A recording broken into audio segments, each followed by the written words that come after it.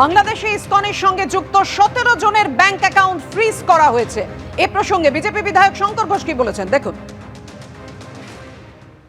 অনেকে এটা মনে করছেন বাংলাদেশে যে সরকার চলছে সেই সরকারের কার্যকলাপ নিশ্চিতভাবে প্রশ্নের মুখে সারা পৃথিবীতে প্রশ্নের মুখে পড়েছে। এই প্রসঙ্গে শুধু একটি কথাই বলবো, যেহেতু এটা প্রতিবেশী রাষ্ট্রের বিষয়, কেন্দ্রের সরকার রয়েছে, কেন্দ্রের সরকার প্রতিটি মুহূর্তে এই বিষয় নিয়ে বিবৃতি দেওয়া এবং প্রয়োজনীয় হস্তক্ষেপ করছে। আপনাদের জানিয়ে রাখি, বাংলাদেশে ইসকনের সঙ্গে যুক্ত 17 জনের ব্যাংক অ্যাকাউন্ট ফ্রিজ করা হয়েছে। সন্ন্যাসী চিন্ময় কৃষ্ণ দাস সহ 17 জন তাদের ব্যাংক অ্যাকাউন্ট ফ্রিজ করা হয়েছে বিএফআইইউ এর শাখা দেশের সেন্ট্রাল ব্যাংকের নির্দেশে। আগামী 30 দিন এই অ্যাকাউন্টগুলি থেকে কোনো লেনদেন করা যাবে না, এমনই খবর ডেইলি স্টার সূত্রে। কথা বলবো, আমাদের সঙ্গে রয়েছেন আমাদের প্রতিনিধি রাজর্ষি দত্তগুপ্ত। রাজর্ষি, বাংলাদেশ অন্তর্বর্তী সরকারের প্রধান উপদেষ্টা যে কথা বললেন যে অভিযুক্তর সঙ্গে অর্থাৎ কোনো ব্যক্তির সঙ্গে প্রতিষ্ঠানের বিষয় আমরা জড়িয়ে ফেলছি না, গুলিয়ে ফেলছি না, তো সেখান থেকে ডেইলি স্টার সূত্রে যে খবর পাওয়া যাচ্ছে যে বিএফইউর শাখা দেশের সেন্ট্রাল ব্যাংকের নির্দেশে 17 জনের ব্যাংক অ্যাকাউন্ট ফ্রিজ করা হয়েছে, তাহলে সেটা কেন? একদমই তাই। এইটা কিন্তু আরো যে কড়া পদক্ষেপের দিকে বাংলাদেশ সরকার মানে অন্তর্বর্তী সরকার এগোচ্ছে, সেটারই তুমি বলতে পারো একটা পদক্ষেপ।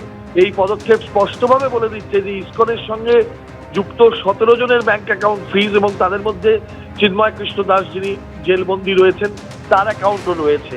বাংলাদেশ সেন্ট্রাল ব্যাংকের এই ফিনান্সিয়াল ইন্টেলিজেন্স ইউনিট এইটা যে সমস্ত ব্যাংকে এই 17 জনের অ্যাকাউন্ট রয়েছে তাদেরকে নির্দেশ দিয়েছে অবিলম্বে এই অ্যাকাউন্টগুলোকে ফ্রিজ করা এবং এই অ্যাকাউন্টের লেনদেনকে বন্ধ করা।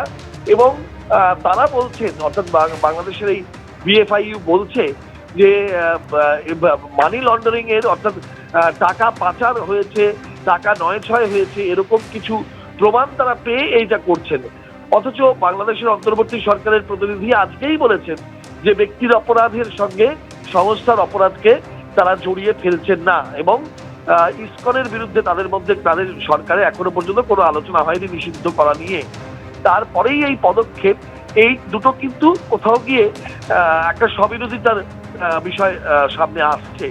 এখন বিষয়টা হচ্ছে যে চিন্ময় কৃষ্ণ দাস জেলবন্দি এবং তার জামিনের আবেদন করা হচ্ছে এবং তাকে মুক্তি দেওয়ার আবেদন জানানো হয়েছে, ইসকনের তরফে জানানো হয়েছে, বাংলাদেশের সংখ্যালঘুরা জানাচ্ছেন, ভারত সরকারের তরফে, বিদেশ মন্ত্রকের তরফে স্পষ্টভাবে বাংলাদেশ সরকারকে এই কথা জানানো হয়েছে।